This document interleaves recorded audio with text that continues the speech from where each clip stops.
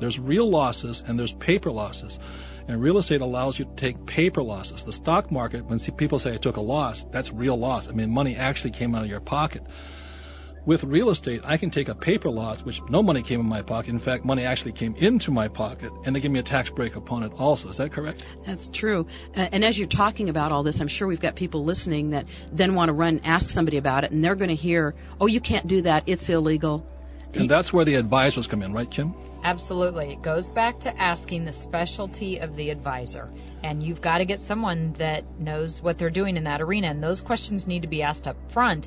And I would even go so far as to ask to see what that own advisor is doing. And that's one of the 5 steps my rich dad told me, is the reason you want to have good advice is because most people will tell you you can't do it. And the reason they can't do it is because they don't know how to do it. They've never heard about it before. They don't make enough money to do it, and they're planning to be poor anyway. Growing up in a family of intellectuals, all PhDs and all this, it made me crazy, because just because you have a PhD in ant entomology doesn't mean you know anything about the stock market or taxes or corporate law or mutual funds or real estate or businesses. And a lot of times because you have a good high school or college degree doesn't mean you know anything about the strategies of how the rich get rich. And I'll say it again because it's worth saying. They build businesses. They buy real estate because real estate offers capital appreciation tax-free and also losses tax, gives you tax advantages. They shelter with corporate entities, not personally. The poor always want to own everything. The rich control everything via corporations. They have good advisors, and they use insurance as well as corporations as a way of sheltering when they don't have money and when they have money. That's the strategy. You can do it any way underneath of that. But that's the strategy of the rich. They build pipelines. They build one. It may take them 30 years to build the first one. It may take 7 years to build the second one. It may take 4 years to build the next one. By the time they're 40, they can put a pipeline in every other year. And that's why the rich get richer and the poor haul water buckets. One more thing I want to say about real estate, that was my strategy since I was a kid. I knew only 2 things: build businesses, buy real estate. It's not that hard. But when somebody says, stocks are much better, well, stocks are a vehicle, especially for capital appreciation or capital gains really quickly. I agree with that. The problem with stocks I had was that since I didn't have much money, if I went to Bank of America, let's say, and I wanted to buy $100,000 in stocks, would Bank of America loan me the $100,000 on stocks? The answer is no, because it's a paper asset. But if I say I want to buy a $100,000 house, the bank smiles, brings out a loan application. In other words, I could leverage my money much faster through real estate. So I would let's say I put $10,000 down in a stock and it went up 10%. That means I made $1,000. And I paid taxes and all that other stuff on it. But if I put $10,000 down on a $100,000 piece of real estate and it went up 10%, I got 100% gain, because 100,000, 10% is $10,000. Not only that, I got to write off most of those. I got to depreciate my property as well as take those capital gains tax deferred. Now, I never do anything for the tax reasons, but this is part of my strat. In other words, what makes me upset is I see people taking losses. For instance, in Australia, it's called negative gearing. And it's a good strategy, but it's a strategy actually if you have a lot of money. It's not a good strategy if you don't have a lot of money. To take a real loss, there's real losses and fake losses. To take a real loss for the tax advantage is really insane. Well, the numbers don't work. Again, coming back to numbers, because I'm a numbers person, but let's say you're even in a 50% tax bracket by the time you add up everything. Why spend $1 to get 50 cents in savings? That doesn't make any sense. I think you should just prepay your accountant. That's right. I'd rather hire it, but most of the average person who's an employee really does not need an accountant. Is that true? Oh, that's absolutely true. In fact, we talked about how in the U.S., within the next 5 years, the government's going to do your tax form for you because they have all the information on employees anyway. Right. So the point that Diane brought up, which I like also, is that the issue of control. The problem with paper assets is that your control is in the market. I mean, you're out of control. Who can tell whether the market's going to up and go down? If the moment you say, I think the market's going to go up, you're speculating because you don't know.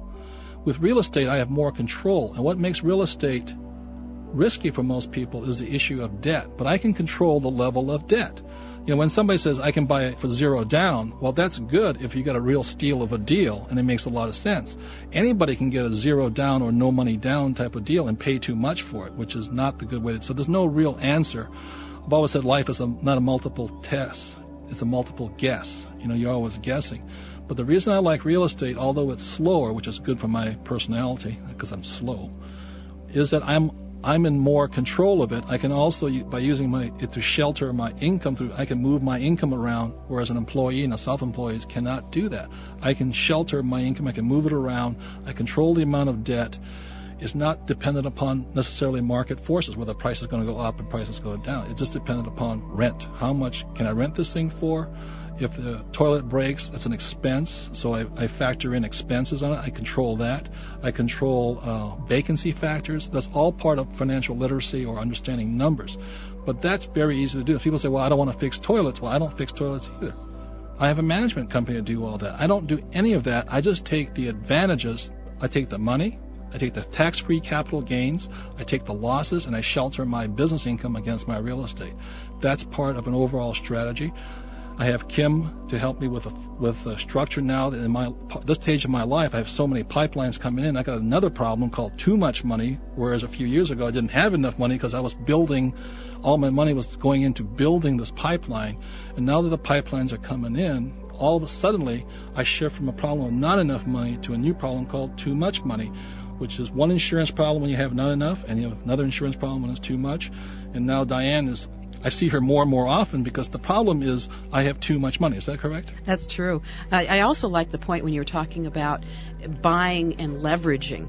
One of the things that I see as people move up in their assets and they start taking on more and more debt and more income, they sometimes don't have a strong enough financial foundation, and they don't have the financial literacy to be able to handle that, and that's when the system collapses. That's when we see it's called making a mistake. Absolutely, yes. And we've all done that, and that's why you need insurance not to protect you from somebody else. You also need insurance to protect you from yourself. Is that correct, Kim? Yes. And I think when you take a look at all of the other strategies aside from real estate, you have a financial institution that's involved.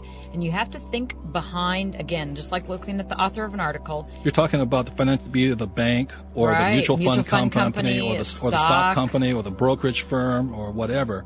You have somebody with a vested interest in it. Is that what you're saying? That's right. And guess what? Those companies are in business to make a profit. And so you have to look at their agenda. And the agenda of a financial institution is to get your money, to get it on an ongoing basis, to hold on to it as long as possible, and then give back as little as possible. And the rich don't do that. That's right. They're in control, not the financial institutions. And that's when people say, I'm putting money aside for the long term. You're playing right into a financial institution like a mutual fund or a pension fund or something. Is that correct? That's right. And letting them make money and build their storehouses instead of you building yours. Right. You always say it's called the velocity of money. And what the poor and middle class do is they park their money. There's no velocity on it. It just sits there. And they wonder why they're struggling, why they're rich. I'm constantly, my first question is, if I invest in something, my question is how soon I get my money back. Right. Because I want to invest in something else. I don't put it in there for the long term. So when I acquire a piece of real estate, let's say the price, let's say I buy it at $100,000, goes to $200,000. If the fundamentals support it, I might just borrow out that money tax-free because I got my money back. In fact, probably 10 times more of it, and I'm buying 10 more properties. That's called velocity.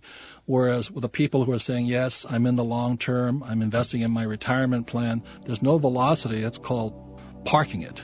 Well, and we go back to our first point we made is, what is the long-term strategy? If you're planning to be poor, then follow the advice you're seeing in all the magazines and the newspapers. However, if you want to be wealthy, you're going to have to step outside of the mainstream in some of your thinking and your advisors that you have. Good. I know this may sound overwhelming for some of you who may have never heard some of these things before, but I just want to give you a ray of hope and tell you a little bit of how to get started. For me personally, I think Diane will back this up and Kim will back this up. The hardest part for somebody, in school, since you only learn to read words, the hardest part is financial literacy. When I was a little boy, my rich dad, not my poor dad, my poor dad had me read books, which was good, but my rich dad had me read financial statements. And he had me do financial. I sit there and write them out, do it. And he'd say, what are your numbers? What are your numbers telling you? And I hated it. I just absolutely hated it because I was not good at it. And he had me analyze investments, analyze his real estate, analyze his company, analyze a stock offering, analyze this. And that was the hard part. When people say they invest blindly, that is true. The reason they invest blindly is the numbers let your eyes see what your eyes cannot see. And so that's true. So if you want to increase your vision, you have to have financial literacy, the ability to see. So that's my rich dad pounded into me. The reason it's good news is that I created this game called Cash Flow. And the reason I created it as a game is because numbers don't ever stand still. Is that correct? Numbers are always moving. Well, you know, that's also, I know that with Kim, she's talked about a traditional personal financial plan where somebody has it. It's this incredible document with lots of colored graphs, and it has a picture of that moment, and 5 minutes later it's outdated. It's different, yeah. Right. And the reason I created Cash Flow is, number one, was to teach you accounting. You know, I charge $195 US for that game. It comes with 3 audio tapes and a videotape and all this. And, well, that's a lot of money. I said, well, obviously you haven't been to business school, because the hardest subject for me ever in my whole life was accounting. The reason it was hard because I was sound asleep in the class all the time. It was difficult. So I created Cash Flow as a game, and people say, well, it's for my kids. No, I created it for adults to teach their kids. The kids don't have the problem. The adults have it. And if it's a game, what's happening is dynamic. The numbers is moving. It's changing. And nothing goes the way you want or expect it anyway. The market is always changing. So what I do with Cash Flow is teach accounting. And wouldn't you say, Diana, it's the hardest part for people is they don't understand their own personal numbers? Well, I think they have total blinders. They don't want to see what the numbers are telling them, and instead they want to fool themselves. They want to think that the house is an asset, that the big screen TV is an asset. The vacation home and the car and the second BMW. Right. Those are all assets, quote unquote. Their banker and the real estate agent and the BMW salesman told them they're assets. And whose assets are they? The bankers and the real estate agents and the BMW company. Right. When the banker says your house is an asset, they're not really lying to you. They're just not telling you whose asset it is. The word mortgage comes from the French word mortier, which means death. Mortier is death. Gage means an engagement. So mortgage means an engagement until death. And that's what Kim was saying, is what the financial institutions want you to do is they want to get you money, and then they want to get it on a regular basis. And that's what a mortgage does. It's their way of putting their vacuum cleaner into your pocket. That's what happens to the poor middle class, too, who are not financially literate. Would you agree with that, Diane? Well, yeah. In fact, actually what they've done is they've built a pipeline. It's just that you're the one who's shoveling the buckets of water to fill the other side of it. Yeah, there really is. Most people are attached to the pipeline. They're just at the wrong end of it, unfortunately. It's like the cell phone company. They'll give you the phone, but they want that monthly payment from you. Same as insurance. They want you to make that monthly payment. Nothing right or wrong with it. But the reason the poor middle class struggle so much is that they're at one end of it versus the other end of it. Well, the other part is that they are looking at just the product instead of taking a look at overall strategy. Right. So we created Cash Flow so that you could look at the strategy. You could learn a very tough subject called personal finances, income statements and balance sheets, and have fun while you're doing it, simultaneously analyzing a deal. So Cash Flow, so the good news is this, we made it easy. I think I made the toughest part easy because we made it a game, we made it fun to learn. It's repetition. You know, it's $195, but try to go to business school is thousands of dollars. You know, to spend hours analyzing deals at my rich dad, that's thousands of hours in time, and I consolidate it into one game. For less than the price of a used TV set, you can have this game, and repetition is the way we learn. The more you play it, the smarter you get, because every single time the situations are different. You're taught to analyze, number one, your personal financial situation. Secondarily, you then analyze the investments. Does this investment fit, number three, my overall strategy? So the good news is that we've made the investment part easy, so you can analyze your personal investment and then analyze your strategy. So the good news is, for the first time, it is easier and easier for people to become wealthy the way the rich do. Would you agree with that? Yeah, the other thing that I've played this game dozens and dozens of times, and you draw different cards, so you step into different roles, and it gives you the opportunity to learn how investments that might work for you don't work for the other guy. And that's the way it is in real life. And so you're in a safe environment learning what can work in different situations. Yes, plus my investments today, what I invested in 2 years ago, will not work for me today. Would you agree with that, Kim? Right. It's the strategy that matters and the timing of it. And what a better environment to learn that than in a game. That's right. And it's you have a little fun because there's a little competition. It's more ego than anything else because you don't want to lose. You recommend it to your clients. Why do you recommend it? Because of the ability to learn and to be faced with the issues at hand. Diane mentioned earlier, a lot of people they're purposely blinding themselves, where when you can step out of your own environment, play a game, have some fun with it, it teaches you a lot about life and also about investing and reading those numbers and understanding the strategy that you should be implementing. Thank you. And as an accountant, don't you see that's what hurts most people is they're not clear on their numbers? Oh, absolutely. They, first of all, don't understand their own numbers because the bankers told them the big screen TV and the second beamer are all assets. And so how can they possibly... They have a big net worth, right? I think very funny. Yeah, and jewelry and all of these things that really aren't Golf giving clubs. them anything. Armani ties. We can go on and on. But they all count to your net worth. Right. And they aren't giving us any income. Then how on earth, with having an inaccurate picture of where you are to start, how can we really expect anyone to make good investment decisions when they really don't know what they want anyway? They're blind. They're investing blindly. Right. And it also forces you to have a long-term perspective and maybe forgo some of the short-term goodies that you might get to get the win in the long run. Right. And if we could talk about really quickly how insurance works, because all part of this is as you're building this, you need insurance when you have no money. Right. And then you need insurance when you have a lot of money. So at this point I want to say it's really quite easy. The hardest part is handled by cash flow and Rich Dad, Poor Dad, and for a few dollars you can learn as repetition. And then you have to start. And you can start that, and it's not that hard. You start buying and selling of this. What kind of insurance do you have when you're starting versus when you're rich? Can you tell us in a nutshell what it would be? Yeah, I think so, because just as in all things, there are strategies for the poor and strategies for the rich. And when you're at the poor level, and many wealthy people start out at this level, and I was very poor. So was I. There's nothing bad about it. You have the opportunity there just to protect possibly your income. And so literally you buy insurance to do that. You buy disability insurance, life insurance in that manner. And then as you begin to grow and your asset base increases and your capability for not only earned but unearned income increases, you have to switch strategies. It's not the product, it's the strategy that you use. And so you switch into environments and permanent insurance is one of them, that give you tax benefits, that protect your assets, protect your pipeline, and really close up those holes that the government is trying to poke in. Right. I think one of the saddest things that happens to people is, they believe in owning everything, but the rich don't. Rich control. But what happens is they work all their lives owning all this, and when they die, the government takes it. Is that correct? That's right. And insurance can play a role there as well, because if you really hate insurance companies, well, then let the insurance money go to the government, and you keep yours for your family. That's what the rich do. They control their wealth even after death. They do it via trust, insurance. And right now I'm talking to Diane because I have several pipelines in place, and the money's starting to pour in. It's another kind of problem. And that's what you're talking about. So it's called split dollar life insurance and etc.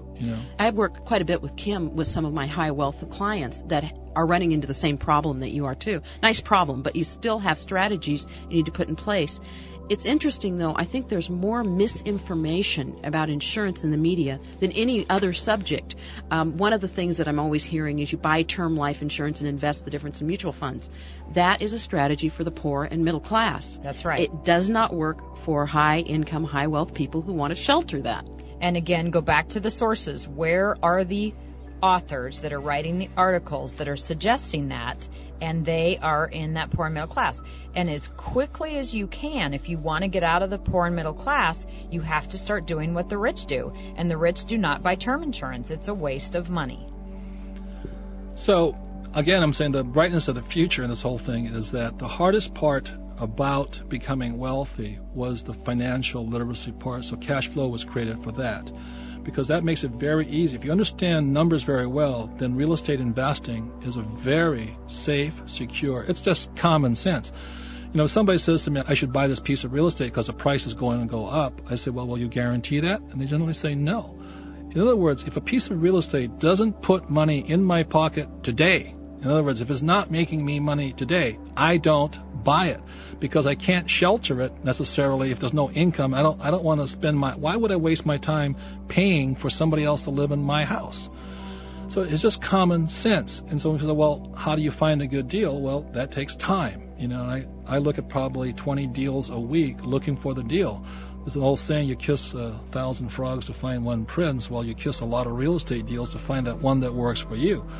And the thing, that's a tangible asset. Well, most people, because they don't have time, they buy intangibles, which are stocks, bonds, mutual funds, etc., because they don't have time. There's a trade-off in here.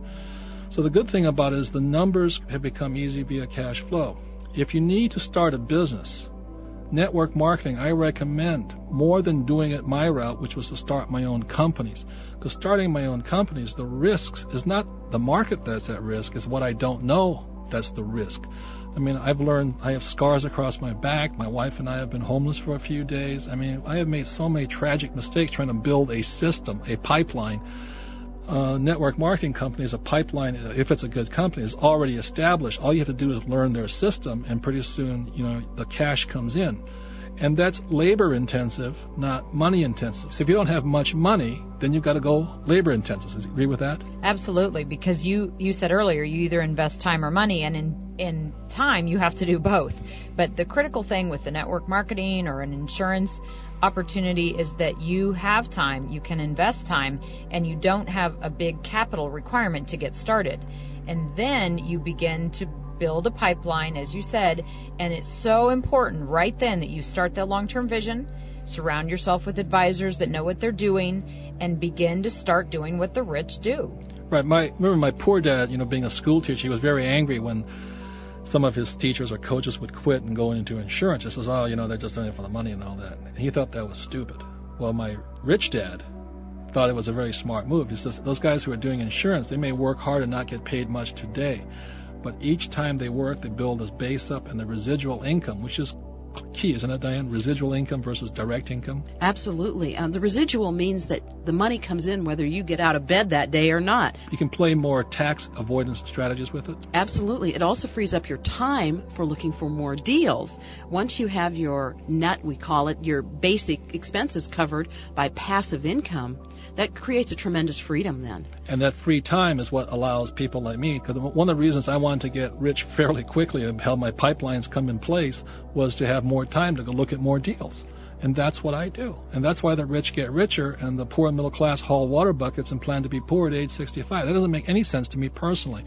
But as Kim Butler says, it was a strategy more than the product. So more than just mutual funds and stocks, a career or profession is an investment also. The question is, does it have long-term value or just short-term cash value?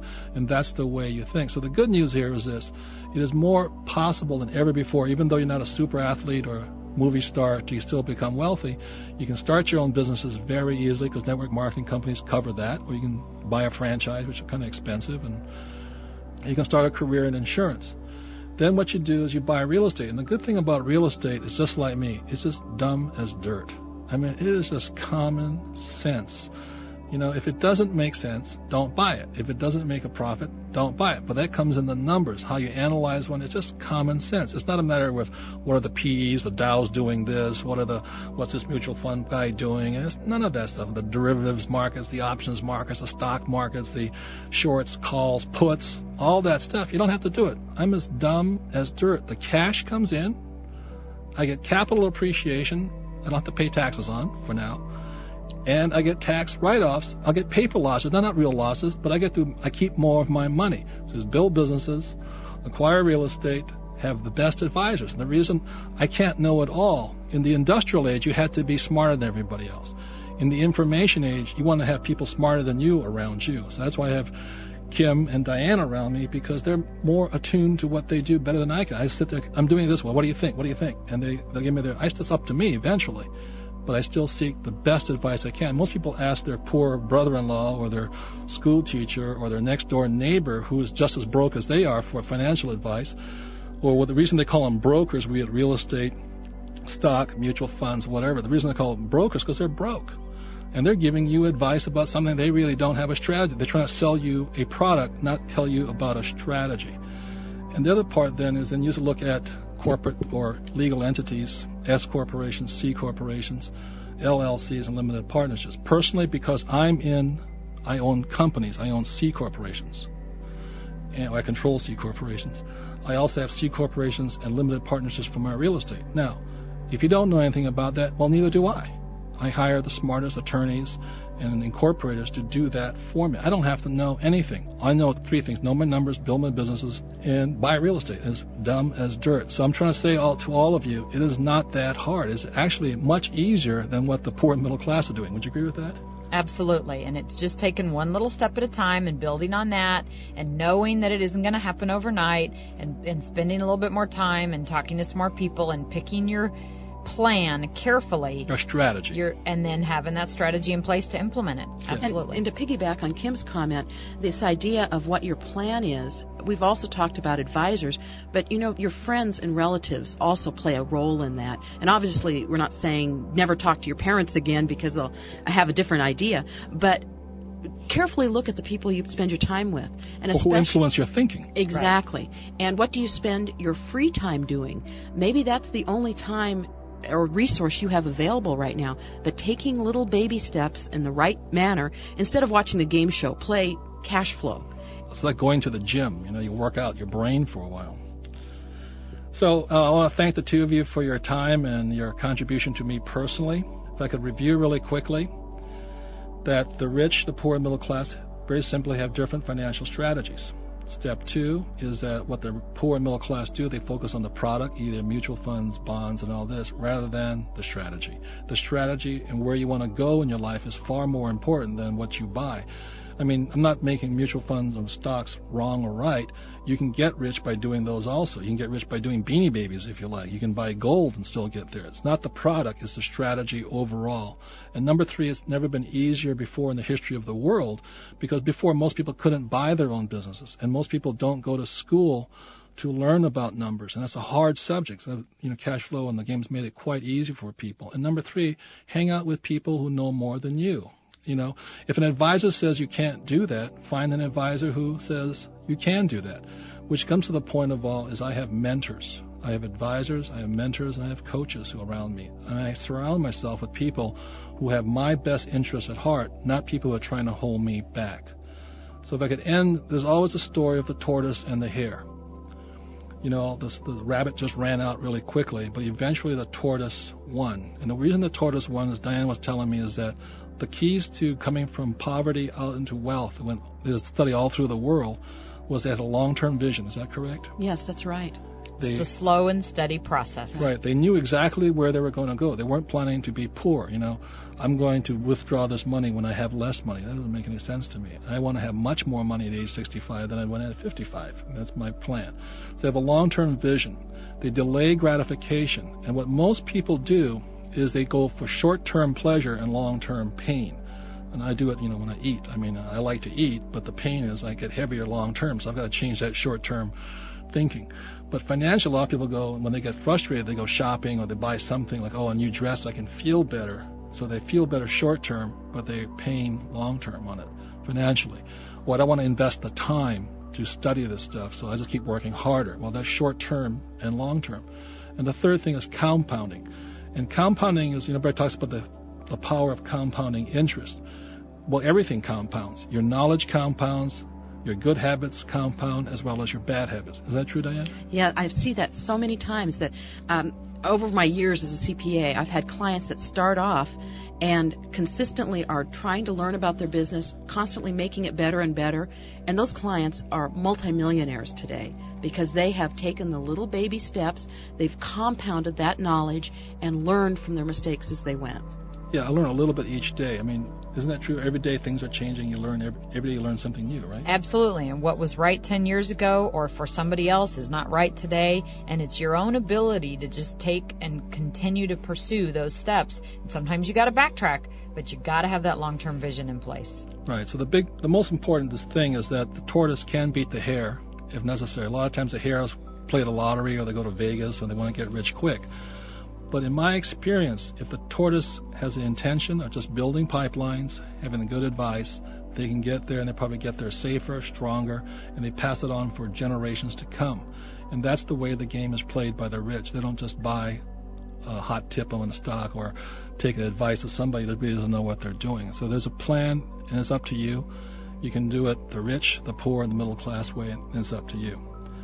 I've got one tip, okay? Is that there's three kinds of money. There's survival money, there's real money, and there's play money. So for the first years of my life, I was doing my best to just get enough money to survive on. and I was saving and investing to get real money. And real money goes into either blue chip stocks or real estate. For me, it's real estate simply because of the bank loans, the leverage, the tax advantages. So there's survival money, real money, and then there's play money. And it's the play money I speculate with. I like to play. I'm not into drudgery and hard work. I like the nice vacations. I like all those things. But now at the stage of my life, I can play with a lot of money. So I can invest in these high-flying stocks or the IPOs or the more things that people call risky. The reason is because it's play money, it's not real money or survival money. Unfortunately, what a lot of people are doing is they're trying to play with their survival money, or they're trying to play with their real money, and eventually they wind up broke. Most of them, I would say that. Would you agree with that? Yes, and it's because their goals are not in line with what they're actually doing. With their strategy, where they want to go to. And that also illustrates very strongly the point of what's a good investment for you might not be a good investment for me. That's correct. It's not the product, it's where you are, what's your plan. Very well said, because a lot of times they say, what are you investing in today? Well, I'm building a gold mine in China and an oil company in Portugal and Colombia. Would you advise investing? Heavens no. I mean, that is so speculative and so risky, but if I lost it all, it doesn't affect my survival money or my real money. And that's a very big difference out there. So I want to thank the two of you very much. I've enjoyed making this tape about what the difference between the rich, poor, middle class invest in. So before we close, Diane Kennedy, any last minute words? You know, the thing that I see every day is that numbers are really the key to financial success. When you look at a financial statement, do you have the ability to tell the story that is behind that? Is it a tragic ending or a happy ending, right? Exactly. And if it looks like it's going in a tragic way, what does it take to change that? And I want to say that there's hope for everyone as long as you're willing to face it and work through it. Very nice. Thank you. And Kim Butler, my financial planner. What do you have to say? Well, again, I appreciate the opportunity to be able to share with everybody the opportunities that are out there, and to just say that you really have to keep the big picture in mind, be willing to take the baby steps along the way, and surround yourself with people that are supportive in your goals. If someone tells you no, turn elsewhere. It's out there and everybody can do it. Thank you both very much. So in closing, I want to say this. My rich dad told me this years ago. There's only two things you can invest: time and money. And most people are working so hard carrying buckets, they don't have any time, so they just take their money and they say, here, take it. You know, you went to Harvard, you must know what you're doing. Or you have a PhD, you must know what you're doing. What my rich dad said to me is this: people who invest the time always get the money, one way or the other, from those who don't have time. So please invest in your education, because this is what this tape is about, and always seek the best competent advice, and invest the time before you invest the money. Thank you very much.